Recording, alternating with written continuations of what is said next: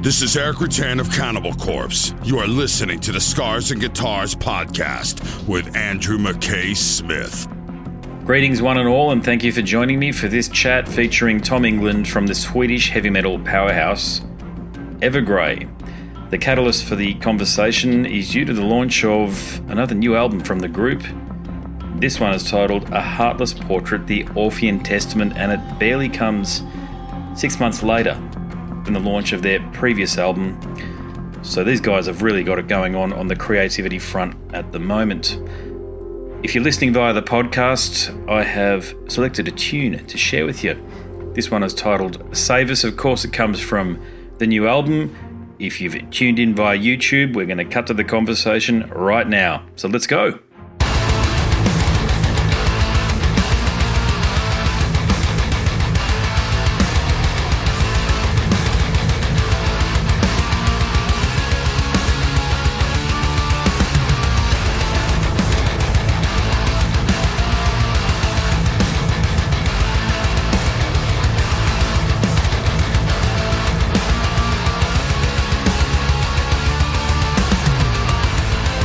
We were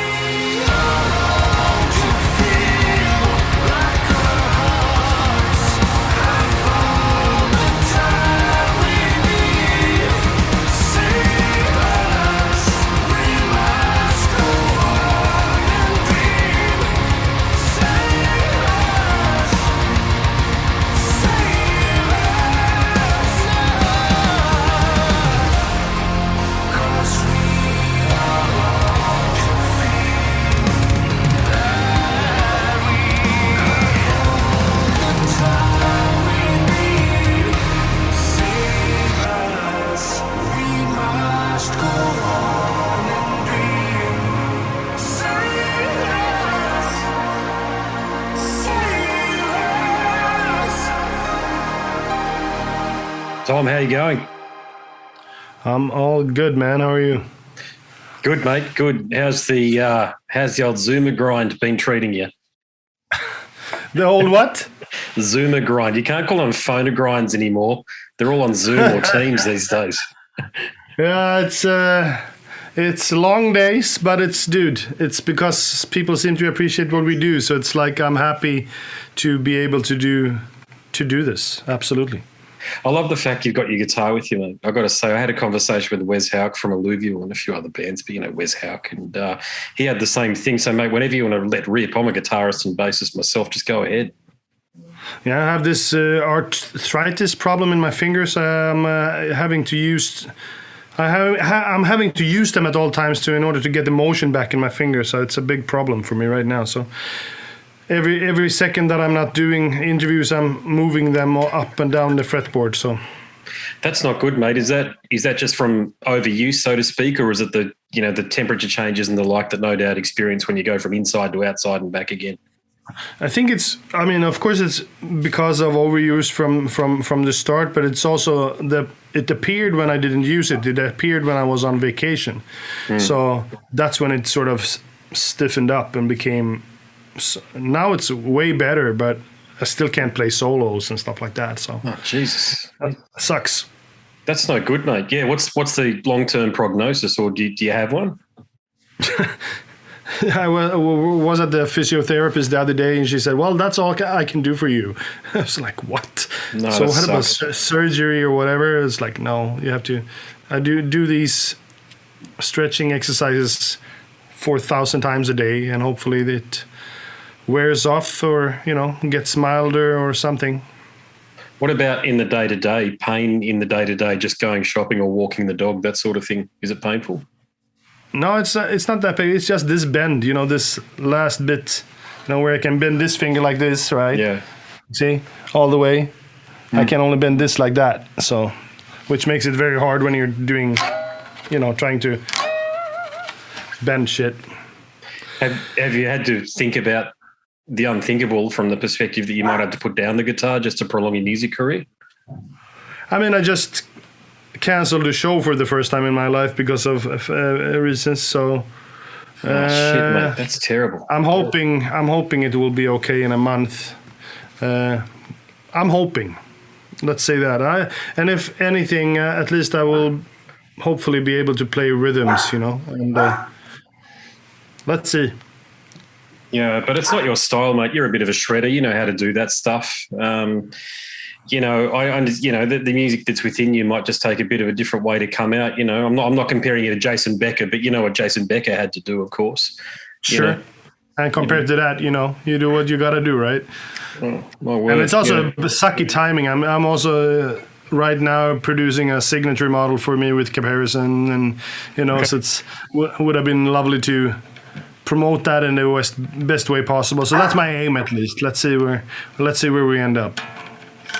Well, Godspeed and good luck on that front, because the quality on your new album, it's all there, mate. It's lucky number 13 for you guys. I never thought of that.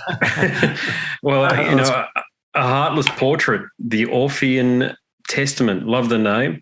I've got a copy, of course. So I think I've got a stream copy, but I've been listening to it. And look, one of the things I'll say about everything you've done, mate, is that it's imbued with quality. You don't let your fans down, and there's a lot of them.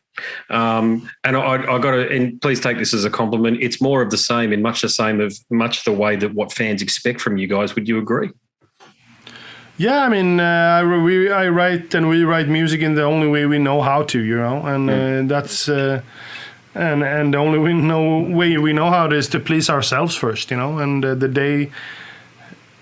Every time I start writing a song, it needs to be better than the last, and that's the only recipe we have for writing. And we need to be fired up and engaged and excited to write music. It sounds simple, and it is, because that's the only thing we need in order to sort of keep this apparatus going, right?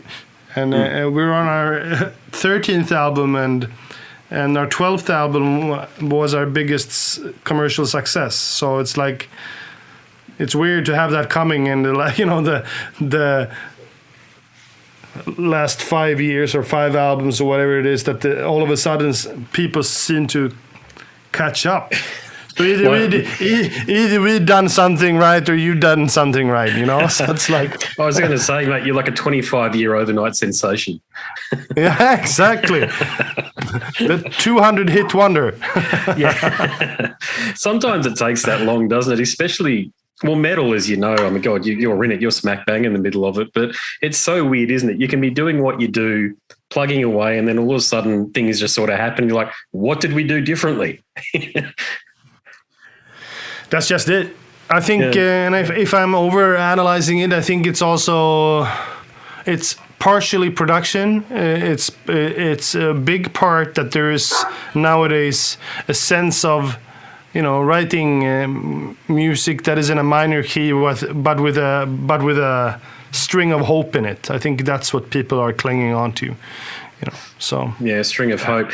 Was this album in the can around the same time as Escape of the Phoenix? Because they're about five or 6 months apart from the release dates, aren't they? It's like, I think it's a year in between, but we started. We started composing for Heartless Portrait after the day after Escape of the Phoenix came out. We made a decision as we realized that we wouldn't be able to play live for a decent amount of time. We said that we might as well just keep on going and do this. We were also switching labels, so it made perfect sense in a more business strategic way too, you know, to have something come out as fast as possible. What do Napalm do for you that the previous label didn't or weren't able to do? I don't know yet. Let's see. They paid more money to start with. That's a good start. That's a bloody good start. Other than that, no, but I mean, I think it feels great. And with that said, I would also say that AFM, up until that day, was the best label we have had. But after 4 albums, I think also things stagnate. It gets too comfortable. And when things get too comfortable, that's when things are slowing down and people are sort of taking things for granted and whatnot, you know. So Napalm now it feels like they have a younger crew on board. They have more contemporary in the now, you know, take on social media and whatever. And yeah, it feels great so far. It feels great. Yeah, you got to hand it to the young ones, mate. They do know what they're doing with the bloody social media thing. It's not native to me, and I find it incredibly difficult to get my head around it. My worst subject at uni by far, I've got to say. It's but if you've got people who know and they're switched on with social media, it can change the game completely. Then that's what you need to do. You got to roll with the times, and if you don't, you're out. You know, you're going to be in irrelevance for the rest of your life. So that's, yeah, it's a steep learning curve for me too. I'm not interested in spending time on that either. I need to be creative. That's my end game in a sense. So for me to sort of step into all these filming YouTube videos and setting up lights and learning computer programs and shit, it's like. Yeah, I would like to have somebody come here and set it up, and then I could just press record. That's what I want to do, you know. Mm-hmm. Yeah, yep. No, focus on your strengths. I get that, you know. And look, with this new album too, A Heartless Portrait. Did you try anything different on this album that you hadn't done before? I know I've given you a lot of praise insofar as, you know, it's very consistent and based on the career trajectory you've had to date. But what new things, if any, did you try on this album that weren't on previous albums? I mean, the thing that comes to mind is that I've done so much music the last 2 years. I've done 2 albums with Silent Skies. I've done 1 with Redemption and 2 with Evergrey now, and a bunch of other stuff. Computer game music, all kinds of stuff. So, of course, that sort of influences my creative path in a sense, how I take on a project. But for me, with Evergrey, I'm invested 100% with my heart as well. While as when I'm doing computer game music, I can just do it mechanically in a sense. I get a order for a certain type of music, and then I start composing together with my friend Vikram. And with Silent Skies, I'm also invested with my heart. So for me, it's the thing. I went from recording to recording to recording here. So I went from Silent Skies to Evergrey to Silent Skies to Evergrey. And in Silent Skies, I sing differently. You know, I sing with a more low-key, mellow, falsetto voice in some aspects. And So that's what's come to mind, that I used the falsetto in Evergrey, and that's something that I had never done.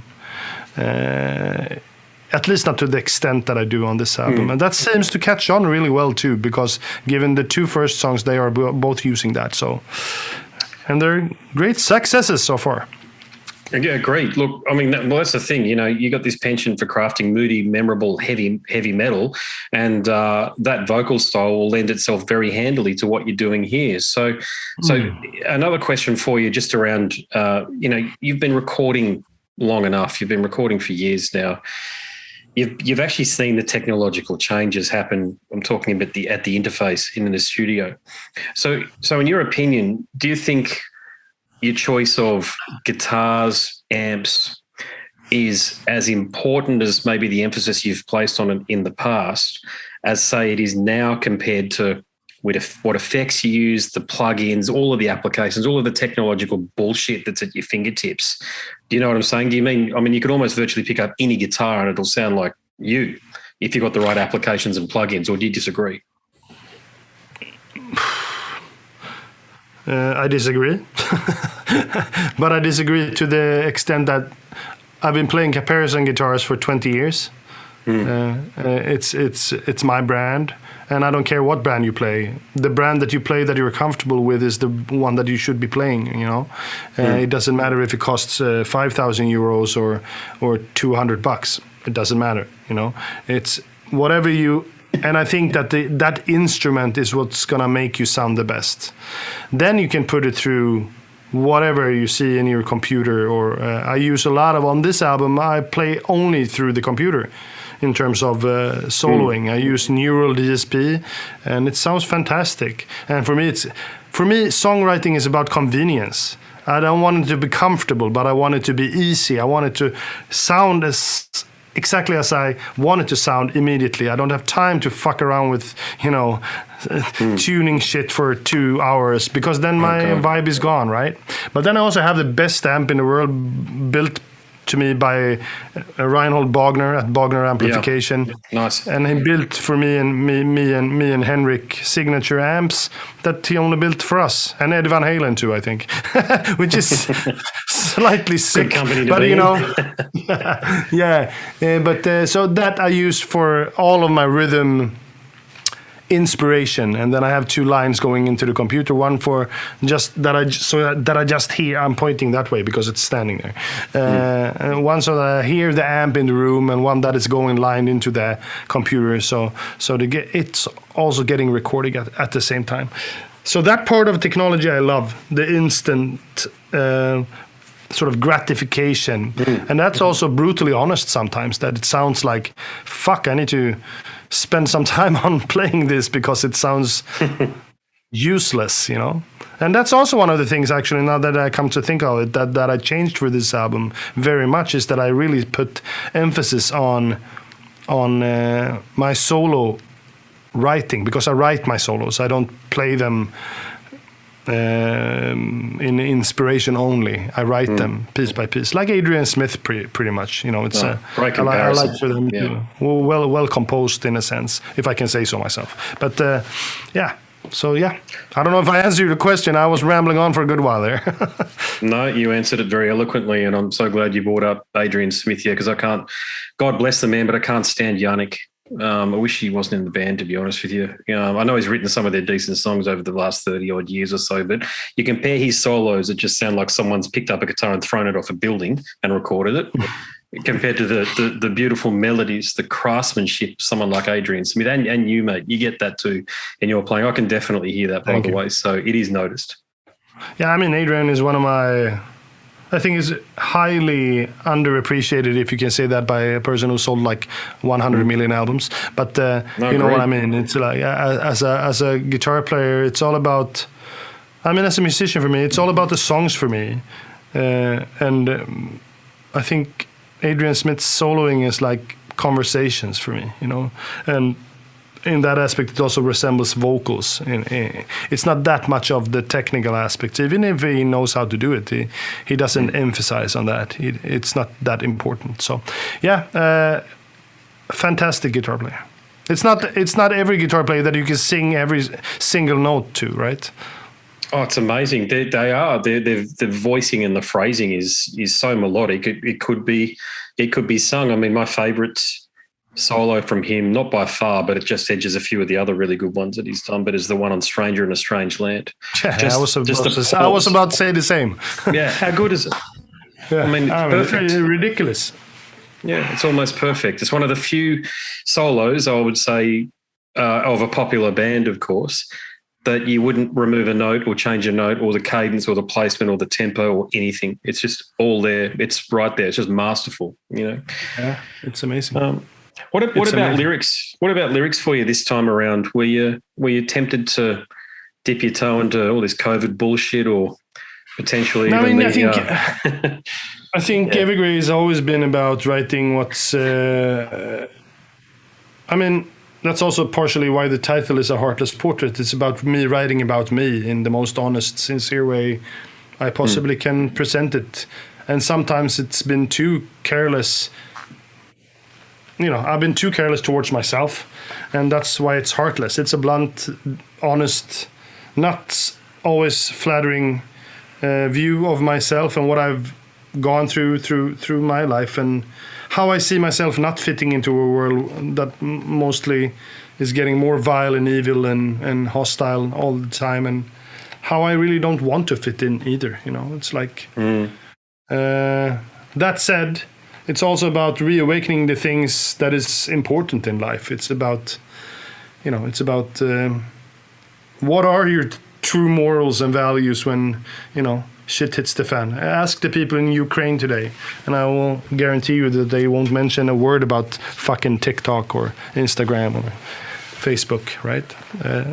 It's just crazy. Yeah, it's just crazy. I mean, I know there are wars that have gone on for ages, and you know, the US only invaded Iraq in 2003, but we're talking about Europe specifically. The last time Europe had a war was 70 or 80 odd years ago. Something that my grandfather participated in. Here we are. It's like, yeah. And this is 500 kilometers away. It's so strange. To your point, we live in a world with TikTok, yet there are people whose apartment buildings are being blown to smithereens by fucking ballistic missiles. And we're sitting here. Missiles. The world is sitting here watching a bully hit somebody in the face repeatedly, and we're not doing anything because it's too late. It will escalate anyway. Fucking go in and kill him. That's the only thing that will solve this. That aside, if I can ask your opinion on what you think the end game is going to be, what do you think the next 6 months will look like over there? He will never admit a defeat. He would never admit that doing something wrong. It's going to end with Ukraine accepting the Russian terms in one way or another, or it will go on for 20 years. Yeah. I tend to think it's going to be the latter. I just think I've known a few Ukrainians throughout my time, and they're a bit like the Poles, fiercely independent, very nationalistic, and they could not give a fucking fuck.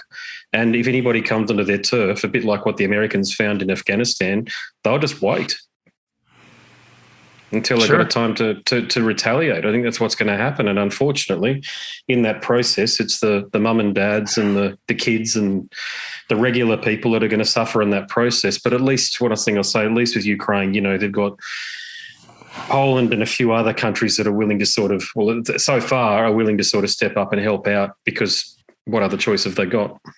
Yeah, I mean, I think Sweden will have 200,000 to 300,000 refugees in Sweden alone. So it's like, but I mean, at the same time, I would say that how long do you watch somebody get killed before it's morally impossible to do something? I mean, people say, yeah, if we interfere now, it will affect us all. It's already affecting us all. And if we let him get away with this, then he's just going to regroup, and then he's going to go further into Finland and to Lithuania and to Estonia, and you know, it won't end with him. It doesn't look like it, not with the way the Soviet Union carried on, and that's certainly what he's trying to do, is re-establish the boundaries of the Soviet Union. Yeah, he's a madman, dude. He's a fucking psychopath, mate. I know. As I said, it's the regular Russians too. You know, regular Russians are doing their own thing. This has got nothing to do with the Russian people. Like the psychopath Xi Jinping that runs China, the Chinese people have got nothing to do with the regime. They're just beholden to it. You know, it doesn't history just keep on repeating itself. The average person, you know, these lunatics that are up the top, one man, you know, in both cases, Xi Jinping and Vladimir Putin, one man in both countries wielding so much power, yet does so with complete impunity. Yeah. And for what? I don't know. Yeah, I'm with you. I don't know. I'm in my mid-40s and I look at it and think I thought we would have learnt by now. I was hoping we would have learnt by now, but we haven't. No, we haven't. It's sick. Yeah. It's sick. Hey, change topics to another one of my favourite guitarists who I've had a number of conversations with, your fellow Swede, Marcus Jidell. What was it like working with Marcus?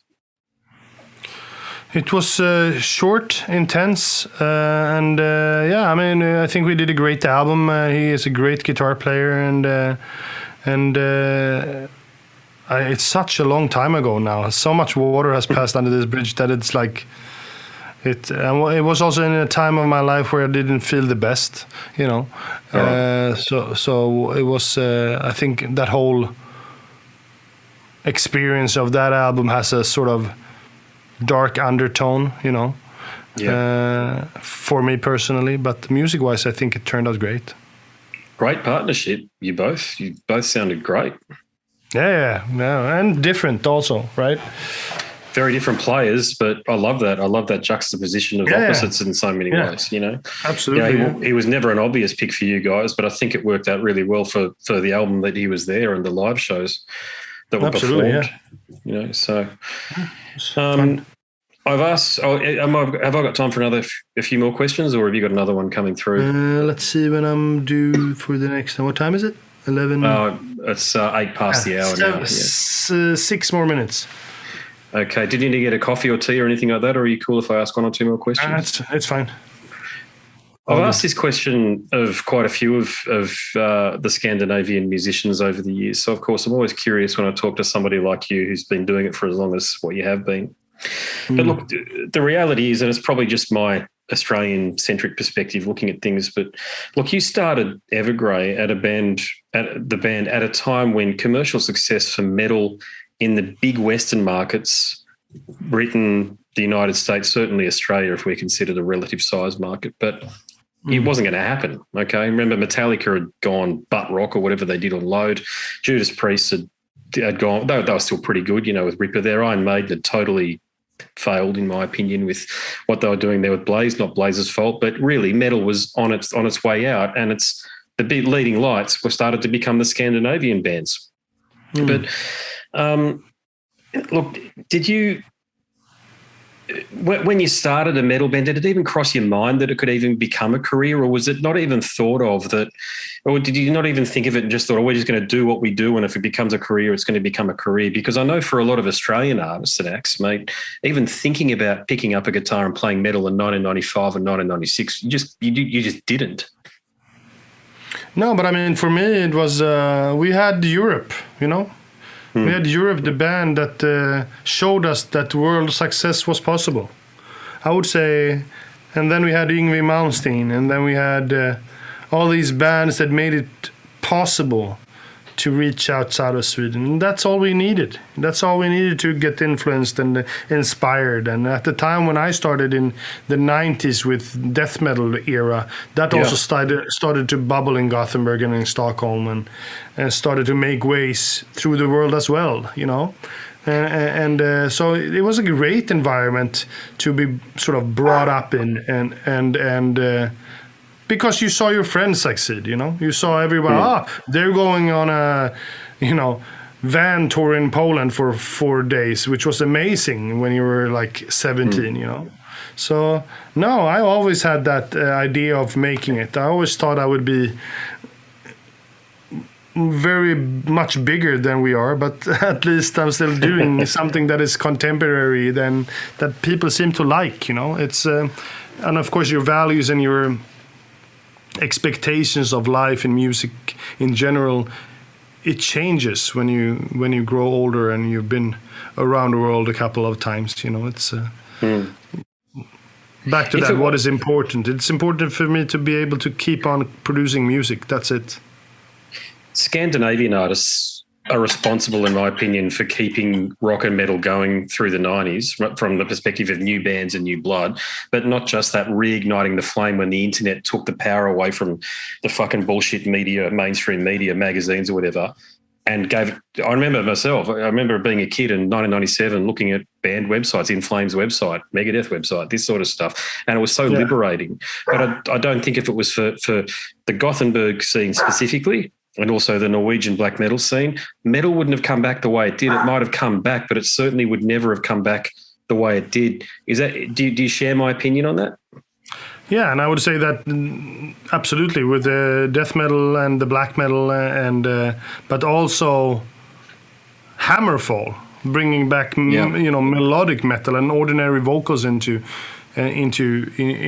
metal again, made a huge change and made the world react and appreciate that sort of music again. Even if it wasn't my cup of tea, at least appreciated everything that they did for the genre as a soul. So it's it was. I was worried when I was worried when everything sounded like Alice in Chains and Nirvana and stuff like that. Even though I enjoyed a lot of it, I also saw. No, I wasn't. I never was worried that metal would go away. I actually wasn't. It felt like I had too much around me. I had too much of it around me that said different and that spoke and that showed me different. So. All right, last question for you then, mate. When's the book coming out? Which one? Your memoir, your autobiography. I actually started writing a book a couple of years ago, and I actually got a book contract in the US as well. But that sort of is put on hiatus and in a pause in a sense. So let's see. I want to do a real book. I don't want it to be about me. I'm sick about me. Make it about you. The fans want to read about you. I mean, you've been doing it, as I say, as long as anybody. You've got the stories, mate. So I hope. Look, either way, write your novel if that's what you want to do, but make sure you get your biography out there too, because I'm sure it'll be killer read. Yeah. Let's see where we're at next time we speak. Okay. All right, mate. Good luck with it. Congratulations on a stellar career. Thanks, mate. Thank you. Thank you for having me, man. Pleasure, mate. Bye. Catch ya. Bye. Tom Englund from Evergrey there, ladies and gents. I was very curious to hear his response there about why he thinks heavy metal in Sweden never really went away. Its enduring popularity in the great nation of Sweden, a country that has given us so many killer heavy metal acts over the years. Rightio, I have written a book. You can buy it through some links at scarsandguitars.com. I've only got the e-version available. I might print up some physical copies if demand is there, but wrap your reading eyes around an e-copy. Go across to scarsandguitars.com. Amongst the pages, you'll find out all about you'll find out interesting stuff straight from the mouths of the members of groups such as Morbid Angel, Death, Carcass, Al Di Meola, the famous guitar icon, primarily acoustic guitar, but a guitar icon. Don Felder from the Eagles, he's the guy who wrote Hotel California, Cradle of Filth, so many others throughout the pages of Scars and Guitars. If you do buy it, hit me up because I want to thank you personally. My name is Andrew Mackay-Smith and I'm the host of the Scars and Guitars podcast. Until next time, it is a very goodbye for now.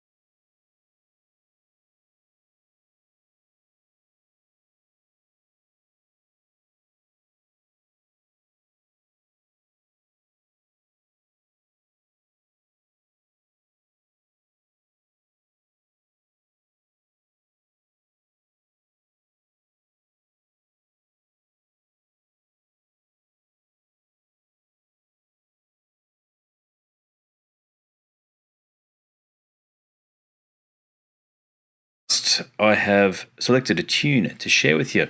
This one is titled Save Us. Of course, it comes from the new album. If you've tuned in via YouTube, we're going to cut to the conversation right now. So let's go.